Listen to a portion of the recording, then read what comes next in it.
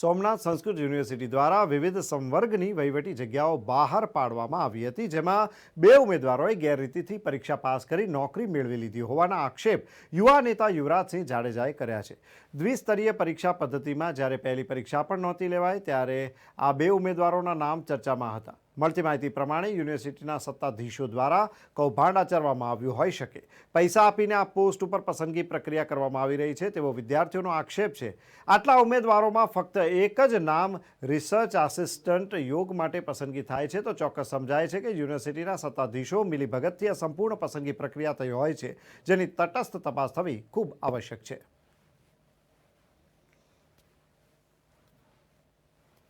છેલ્લા ઘણા સમયથી ગુજરાત રાજ્ય સરકારની અલગ અલગ જે યુનિવર્સિટીઓ છે એ યુનિવર્સિટીઓમાં મોટા પ્રમાણમાં સગાવાદ, ઓળખાણવાદ, પરિવારવાદ એ ચાલતું આવ્યું છે અને અમે જે કહી શકાય કે સરકારી જે ભરતીઓ હોય છે એ સરકારી ભરતીઓમાં થતા કૌભાંડો વિશે અવારનવાર સરકારને જાણ કરી છે, પરંતુ જોવા જઈએ તો અત્યાર સુધીમાં ઘણી બધી વખત એક્શન લેવામાં નથી આવ્યા।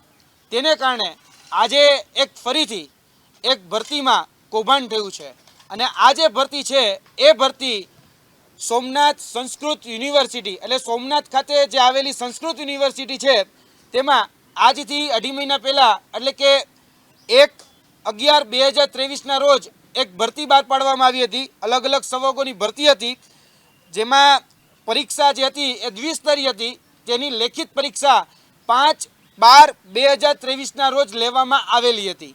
5/12/2023ના રોજ એની લેખિત પરીક્ષા અને ત્યારબાદ જે અન્ય જે બીજો સ્તરની જે પરીક્ષા હતી એ જે કોમ્પ્યુટર પ્રોફિશિયન્સી ટેસ્ટ જેની પરીક્ષા આજથી 15 દિવસ પહેલાં લેવામાં આવેલી અને આ જે પરીક્ષા છે એમાં જે સ્થાનિક ત્યાંના ઉમેદવારો જે મહેનતુ ઉમેદવારો છે અને અમારા જે સૂત્રો છે એના પાસેથી અમને આજથી 20 દિવસ અગાઉ એક વ્યક્તિની માહિતી મળેલી અને એ વ્યક્તિ એટલે કે ભાઈ વાઘ વૈશાલીબેન કેસરુભાઈ, આ જે વ્યક્તિ છે એ વ્યક્તિ પરીક્ષાની અંદર ગેરરીતિ કરી અને આ પરીક્ષાનો ભાગ બનવાની છે એ પ્રકારની માહિતી એ અમારા સુધી પહોંચી હતી।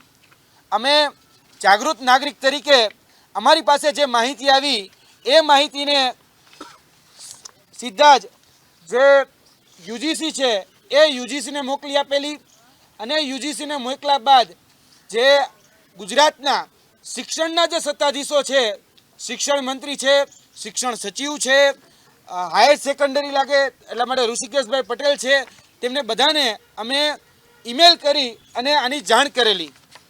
આજે ખાસ કરીને આ પ્રેસ કોન્ફરન્સ કરવાનું કારણ કે આમાં જે અમે 2 નામ આપ્યા હતા એમાં પહેલું નામ વાઘ વૈશાલીબેન કેસરુભાઈ, જેનું આજે પસંદગી પામનાર જે ઉમેદવારો છે એ પસંદગી પામનાર ઉમેદવારોની યાદી આજે 12 વાગે એ જાહેર થઈ છે અને પહેલું જ નામ પસંદગી પામનાર ઉમેદવારોની યાદીમાં પહેલું જ નામ એ વાઘ વૈશાલીબેનનું છે। અને જોવા જઈએ તો જે આક્ષેપો અને જે આરોપો જે મહેનતુ વિદ્યાર્થીઓ દ્વારા લગાવવામાં આવ્યા છે, જે અમારા ઇન્ટરનલ સોર્સ કહી રહ્યા છે કે આમાં રજિસ્ટ્રાર જે છે સોમનાથ યુનિવર્સિટીમાં એના મિલીભગતથી આ જે વ્યક્તિ છે એને ગેરરીતિથી કાં તો પેપર આપી દેવામાં આવ્યું હોય અથવા તો એને અન્ય કોઈ પ્રકારની સિન્ડિકેટ કરી અને આમાં ગેરરીતિથી ભરતી કરવામાં આવેલી છે। અને આ જે બાબત હતી એ બાબતની જાણ અમે અગાઉ જ આજથી 10 દિવસ પહેલાં 8 જાન્યુઆરી રાતે 1 વાગે અમે સરકારના જે સત્તાધીશો છે, યુજીસી છે, જે વાઇસ ચાન્સેલર હોય તે બધાને જાણ થાય તેટલા માટે અમે યુજીસીને પણ જાણ કરી હતી લેખિતમાં। તેની સાથે સાથે અમારી પાસે જે પુરાવા હતા એ પુરાવાના આધારે પણ અમે જે પુરાવા હતા એ પણ એની સાથે એટેચ કરેલા હતા। જે માહિતી અમારા સોર્સ દ્વારા મળેલી હોય એ સોર્સની માહિતી પણ અમે આપેલી હતી અને અગાઉથી જ અમે આ તમામ જે બાબતો છે એ બાબતો સરકારશ્રીનું ધ્યાન દોર્યું હતું। આજથી 10 દિવસ અગાઉ સરકારશ્રીનું ધ્યાન દોરવા છતાં પણ આમાં કોઈ જ પ્રકારના એક્શન લેવામાં આવ્યા નથી। જેમ ભૂતકાળમાં જે ભરતી કૌભાંડો થયા તેમાં પણ કોઈ પ્રકારના એક્શન લેવામાં ન આવ્યા એ જ રીતે આમાં પણ કોઈ પ્રકારના એક્શન લેવામાં આવેલા નથી. અને અમારી પાસે જે માહિતી હતી અને જે વ્યક્તિઓના નામ હતા એ વ્યક્તિઓના નામ આજે પસંદગી યાદીમાં પણ ઉપસ્થિત છે. અને આ પસંદગી યાદી ઓફિશિયલ રીતે આજે સોમનાથ યુનિવર્સિટી એટલે કે સંસ્કૃત યુનિવર્સિટી છે એમના દ્વારા જાહેર કરવામાં આવેલી છે. અવારનવાર અલગ અલગ ગુજરાત રાજ્ય સરકારની જે યુનિવર્સિટી છે તેમાં ઓળખાણવાદ, પરિવારવાદ અને કહી શકાય કે જે લાગવકશાહી છે એ લાગવકશાહીના આરોપો લાગતા આવ્યા છે, છતાં પણ કોઈ પ્રકારના એક્શન લેવામાં નથી આવ્યા. અમારી માંગણી છે કે આ પરીક્ષા એ ફરીથી લેવામાં આવે અને આ પરીક્ષા એ પારદર્શિતા પૂર્વકની લેવામાં આવે. જે પણ લોકો આમાં મહેનત કરનાર છે એ મહેનત કરનાર તમામ ઉમેદવારો રહી ગયા છે અને જેની લાગવક હતી, જેની વગ હતી એ રાજકીય વગનો પણ એનો ઉપયોગ કર્યો છે અને તેની સાથે સાથે આર્થિક વગનો પણ આમાં ઉપયોગ કરવામાં આવેલો છે. એટલે આની નિષ્પક્ષ અને સચોટ તપાસ થવી ખૂબ જરૂરી છે. અમારી પાસે આ એક માહિતી સામે આવી છે. અમે સ્પષ્ટ કહીએ છીએ કે એક જે માહિતી છે અમારી સામે આવી છે.